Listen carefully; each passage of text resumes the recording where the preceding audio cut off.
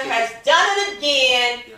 You know, we are the #1 international boxing book in the world, and we have a gentleman right here, a boxer who's also global. He's been all over the world. He's Atlanta, he's Denver, he's Philly. Yeah. This boxer has a huge platform, and he goes by not a car, not a little beep, but Mactruck. Yeah. The Mactruck. You know them trucks that be on the freeway that, you know, they don't have to turn on their blinker. They just get over and you stop because you don't want to get hit by the Mactruck. Yes. Did I say it right? Yes, ma'am. Mactruck.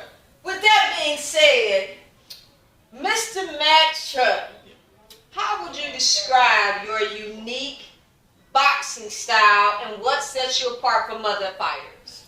Just pressure fighter, exciting, good jab, good defense. You know, sometimes I can get more too gorilla, but it's all just me blending it in and making it more. I try to be smart to please the crowd. That's all. Interesting.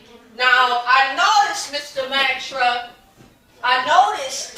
that I actually witnessed you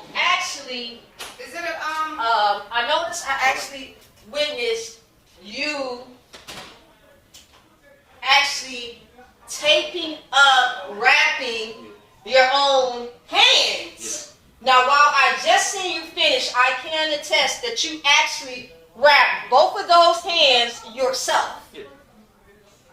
What is behind, while majority of boxers are always wrapped by someone else, could you take us into your world and why you wrap yours yourself? It's my hand, so you should know how you feel, how you like it, certain things. So it's just that's how I came about. Like now it's because my hand is certain what I like. But when it comes to other people wrapping your hands and stuff, at the time the coach I had, he didn't know how to wrap hands, so it was like I had to learn that I ain't wrapping everybody else's hands, and now I just wrap my hands now. So you actually also have wrapped other boxers. Yeah. Wow. And how old are you? So I'm 24. 24, and you've been boxing since when? I was 9. Since you was 9 years old. Yes, I had my first fight at 17, but boxing I was 9. So. Okay. So before you got out of high school, you was already fighting. Wow, that's incredible. Can you share some of your most notable, maybe like victories or knockout performances in the ring? Oh yeah, a fight that put me on notice was back in I think it was 20, 21, 22. I had fought a guy named John, what's his name? Booth, but I knocked him out real bad and it went viral across the world. It was and at the end of the year, it was ranked top 3, top 10 hot knockouts of the year. Wait. Let me slow you down, because you said that real fast, that's like this is like every boxer do this. So let's look at what you just said. I want you to give us the slow version, like when you playing your favorite love song for your girl and you put it back on. Yeah. Run that back one more time, what you just said. I had knockout of the year. It's top 10 knockout of the year. And it was on YouTube and viral. Everybody they fell in love with it. And wow. That put me in cahoots with Don King, and Don King, I fought on his card twice. I won a belt, was ranked 14 in the WBA, so it's pretty dope how everything mixed up and came on. Hashtag Don King. Yeah, Don King. Hashtag that fight went viral. Yeah. Okay. I just want to make sure everybody can hear you across the world when they see and look at this interview. With that being said, how do you use your footwork and movement to create openings and control the pace of the fight? I stay going forward. I stay going forward. Like they say, two things: pressure make diamonds or bust pipes. And so if I'm coming forward, I'm pressure. I'm coming. You're gonna show you a diamond or your pipe. You're gonna bust, and that's all. So I just keep coming forward. You see, he's a Renaissance man as well. He's not just a boxer. Because he just really dropped that golden nugget about pressure make diamonds. We appreciate that. Now, Mactruck. Yes, ma'am. I want you to share your strategies or tactics that you employ when facing opponents with different fighting styles or strengths. I listen to my team, my opponent. They really know. They kind of know how I am. And I'm real slick too, and I can box. So it's like sometimes when I get so caught up in pressure, I want go forward. They like, bro, you can slick, you can box. You're not tick with heavyweight, so now it's move. So it just they on the fly, like, it just, hey, this you need to do, this going on. And that's how it goes.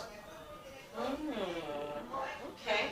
Now, I want to know.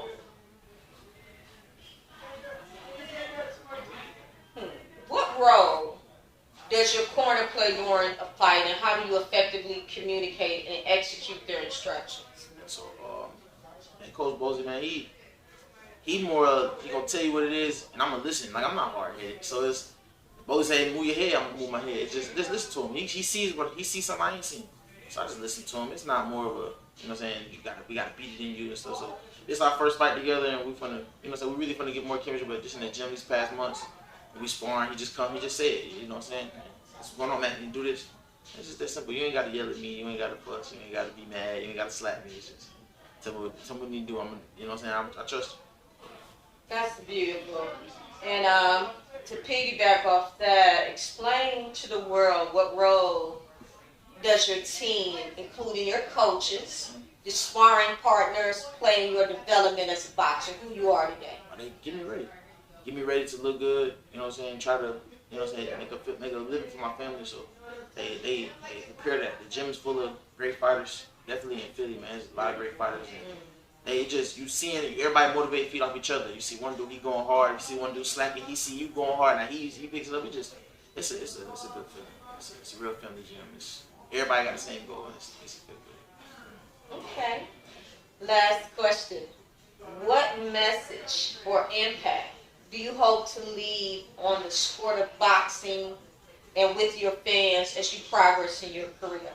You can come back from anything. My last fight, I got knocked out, and it I'm gonna be lying, it hurt, but you can come back, man. It's possible. It happens.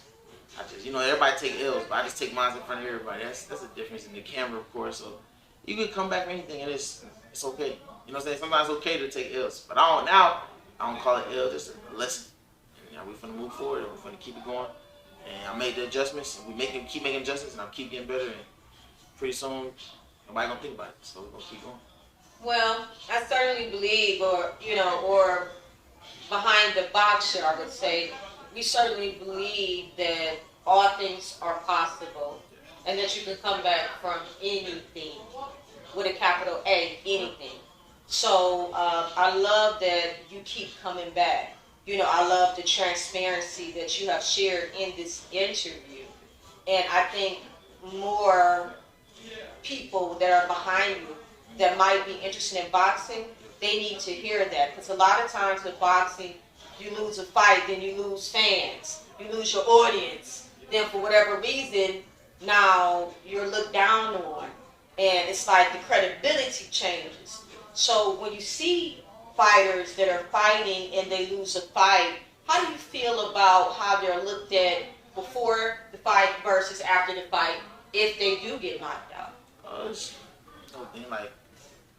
There's no thing. Everybody watched the fight. I was winning the fight. Everybody know I got tired. I was trying to knock him out, and that's a thing where so you can't knock everybody out. You gotta beat them. You can't force it, and I was trying to force it so bad, and I ended up getting tired. So that's all it was. It wasn't, you know what I'm saying. So sometimes you gotta take it on the chin. Take it on the chin. It's just, and now we back here, and pretty soon we're gonna be back on that level, and this time I'll be victorious. Beautiful. Okay, so share with the world something about you specifically, the Mactruck. That's pretty powerful. Yeah. The Mactruck. About me, I love my daughter. I have a daughter, she's 3. Jakaria, I wear her on the back of my shorts. That's my baby girl. I love her. And that's, you know, she's my spot. Shout out to your daughter. We love you, Guidry. Man, we love that you know, definitely she lives on through you. Yeah. So we always shout out fathers because we don't hear a lot of that or enough of it. Yeah. So it's glad to see the smile, the joy as you talk about your daughter. It just, you know, that smile just infected me, and I'm looking at you. Yeah. So we want to thank you. Appreciate meeting you today, and congratulations on this fight. Thank you. You're welcome.